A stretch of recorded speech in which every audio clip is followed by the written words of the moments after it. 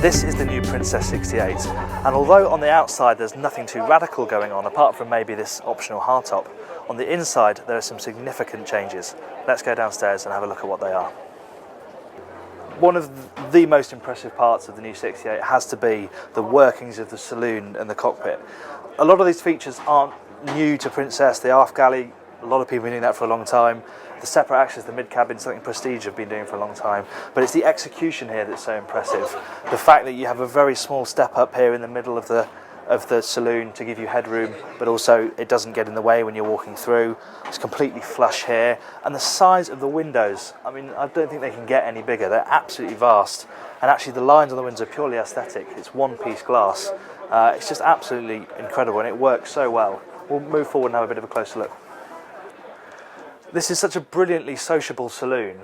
You have your dining area, internal dining area here, opposite the galley. Obviously the location is perfect, but then it's also very close to the cockpit, where you have this little bar area outside as well, so you can pass food and drink over very easily. And in the middle of this boat is this really comfortable, spacious and extremely sociable seating area in the heart of the boat, with these lovely views out of these amazing windows. And then obviously you've got your TV here, but there's just so much space, so much floor space. The boat is just roomy and it flows absolutely beautifully. And then there's another key point, which is this separate access right here, which leads down to the master cabin. It's easy to get blasé about these midships cabins these days because boats of 40 feet have them, but when you get on a boat like this, at this size, and the execution of this cabin, it's really very impressive. The one-piece windows that Prince have been using for a long time work beautifully. Totally flat floor all the way around the bed, so you're not going up and down loads of levels. Very good headroom all over the place. Sensible stuff like having a sofa here and not a chaise longue. Sofa much more useful in my opinion. You have a desk opposite, loads of storage, and in the little lobby area when you come down the separate access stairs, there's storage or the tumble dryer and the washing machine, and of course there's a lovely ensuite as well, which has got separate shower cubicle. So here in the forward section of the 68, where you'll house your guests, you have identical twin cabins either side, although the starboard one is ensuite, and then this is clearly the VIP cabin. It's lovely and spacious as you expect. I like how far back the bed is set, so you have a nice amount of room around here to get changed, and then there's little steps up either side, so it's easy enough to get into bed even though it is quite high.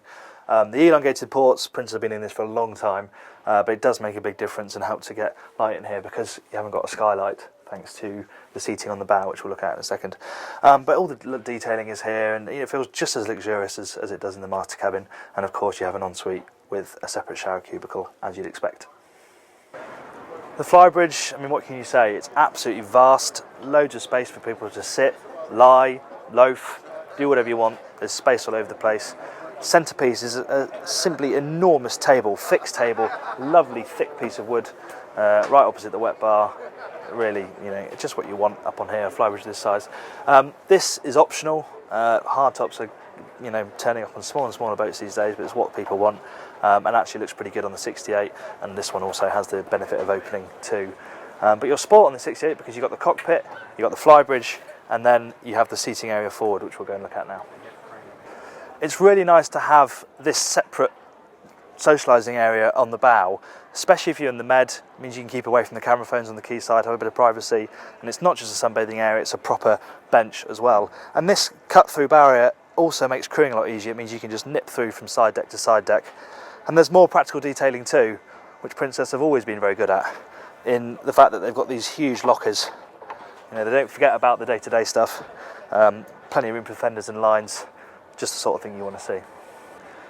It's hard to make a meaningful conclusion when a boat is pinned into a boat show like this, but even stepping on board the 68, you can feel that Princess has really moved the game on from the 67. There's innovation on board, it's beautifully put together, and we can't wait to get out to sea and see how she handles out on the water, and hopefully we'll be doing that very soon.